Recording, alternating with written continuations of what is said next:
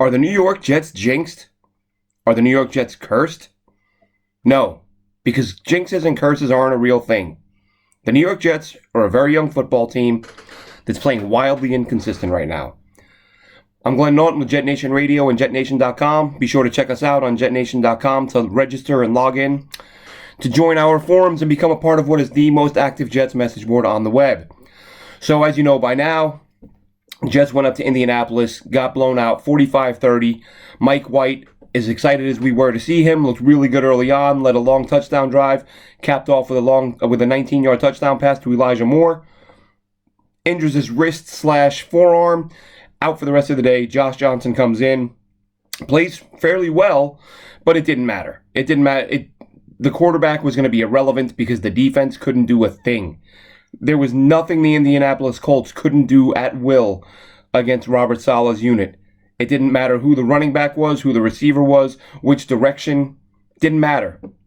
Off tackle, up the middle, everything. The Colts just rammed the ball down the Jets' throats, threw the ball down the field when they wanted to. Nothing Robert Saleh's unit did worked.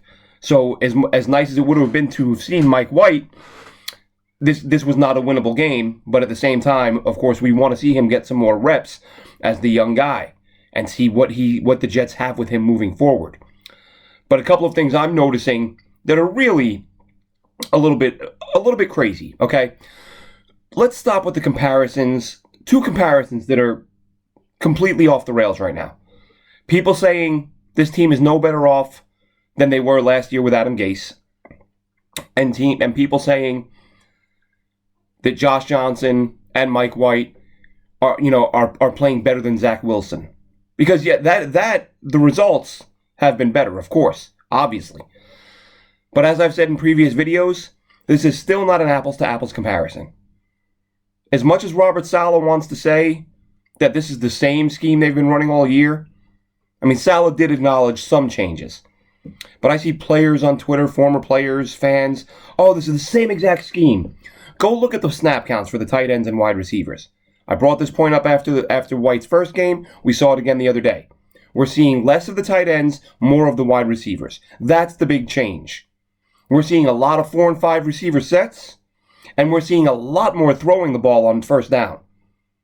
How many times have Jet fans commented, myself included, with Zach Wilson in the game, it was constantly running early in the possession, not getting a lot of yards because teams weren't respecting the pass or the run, but they had no reason to respect play action.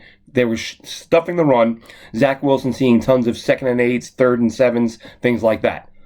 Now all of a sudden, against Cincinnati, I believe the broadcast said the Jets threw the ball on first down 23 times. So then you're getting 2nd and short, 2nd and manageable. How are you doing that? Because you have the 4 and 5 receiver sets where you're creating some mismatches, or even when you have the 3 receiver sets, using the running backs a little bit more out of the backfield as targets. So the fact that the personnel groupings have changed and the philosophy has changed, even if some of the plays look similar, you're choosing as a quarterback, as your targets, am I going to throw to Jamison Crowder and Denzel Mims, who, yes, had a couple of drops, but he's still a guy that a defense is going to show a lot more respect for than they are Trevon Wesco. So when Trevon Wesco comes out of the game, when Ryan Griffin comes out of the game, when Tyler Kroft comes out of the game, and in their place, you're seeing speed guys who are a threat to make a play with the ball in their hands. Even if it's Jeff Smith, Braxton Berrios. Again, we mentioned Mims. We're seeing more Keelan Cole with Corey Davis out. These are guys who defenses are going to look at and say, you got to pay close attention. You're not worried about Trevon Wesco making a catch down the middle of the field and outrunning your DBs. If anything, he's going to catch a ball inside of 10 yards, inside of 12 yards, pick up a couple of yards, and that's best case scenario. That's not a thing he generally does. So with the quarterback change, since Zach Wilson's been out, it's been more receivers, more multiple sets, less of the tight ends, and more aggressive on offense throwing early on, throwing on first down. Until we see Zach Wilson try to perform in these conditions, it's just not an apples to apples comparison.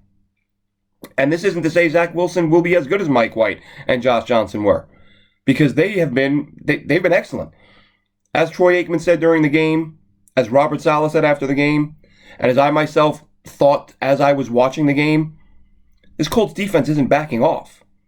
They might be up by 100, but they're still bringing it. The pressure's still coming up front. We're still seeing guys get jammed at the line and having to beat coverage, and they were.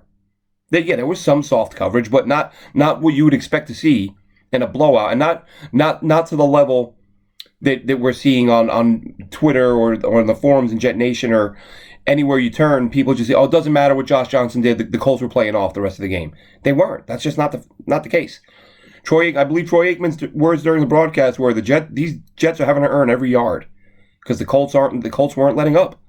And Robert Saleh said it after the game. He said, "I know that's what people are going to say, but that defense didn't let up," and they really didn't. So to me, tip of the cap to Josh Johnson, and great job by Mike White. Which brings me to my next point, my next ridiculous comparison. I've seen it a couple times this year, and I get it. When you're giving up 40, 50 points a game, people are going to get upset. But I still see people saying, this is no better than when we had Adam Gase as our head coach. How? The Jets just scored 30 points with their third string quarterback. Okay, think about that for a second. Number 3 quarterback, 30 points on the board. Adam Gase, offensive guru, went to battle with his second string quarterback, Luke Falk, who he brought from Miami with him. Handpicked guy. Had him in Miami for a year, got the Jets job, said, "I'm going to bring Luke Falk with me." This was Adam Gase's handpicked backup quarterback. He could not convert a first down. What was it, 0 for 13, I believe, when Falk got his first start? 0 for 13, could not get a first down as the hand-picked quarterback number 2. The Jets today, or this current team, just put up 30 with their third quarterback, who wasn't on the roster until training camp. If you can't see the difference between putting up 30 with a third stringer and unable to get a first down with your hand-picked second stringer, I don't know what to tell you. And there's also the fact that, as I've mentioned before, Robert Saleh, first-year head coach, he's making some mistakes. This is not about saying Robert Saleh has been good, because that's not what I'm saying. What I'm saying is Adam Gase had an established a history of multiple years of being bad. Robert Saleh has been good and bad for 2 months. So let's pump the brakes on this is no different. Listen, the losing sucks. It's terrible. We hate it. People get hyperbolic. They want to make these, everyone wants to have a hot take or an outlandish statement to get people to, oh my God, is it really that bad? I didn't think of it that way. Stop it. The comparisons of Robert Saleh in year 1 with a couple of months under his belt, and by the way, the previous week, 34 points with QB2. So that's 2 weeks in a row.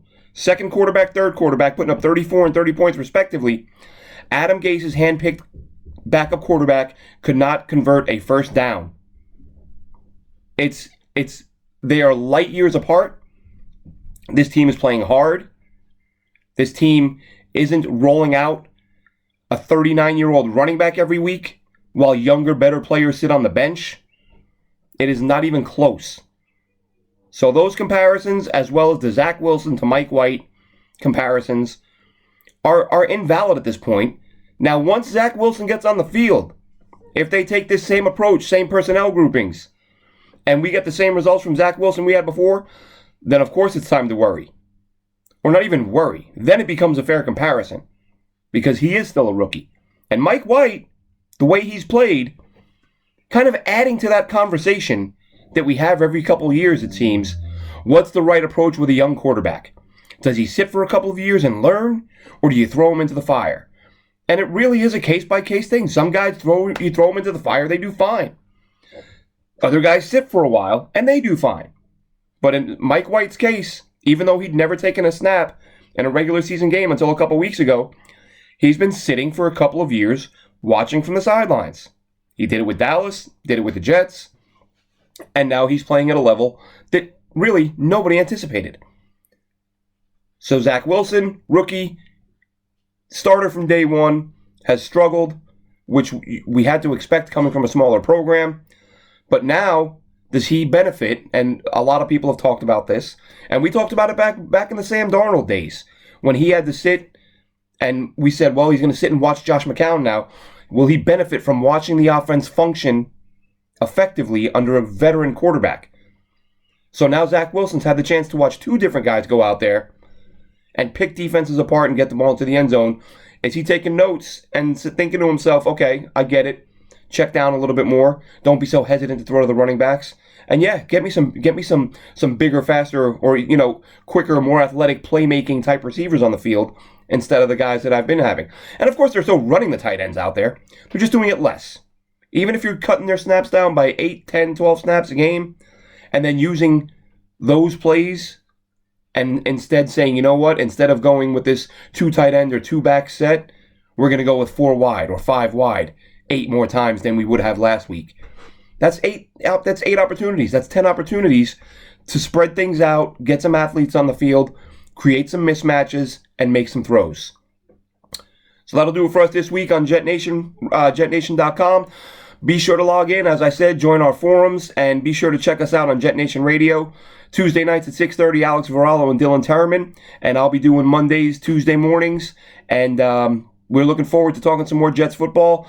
A little bit of extra time to prepare now. Hopefully get this linebacker situation fixed, because they were not very good the other day. And that'll cover it. That'll cover everything for now, and we'll catch you again in a few days. Take care, Jets fans.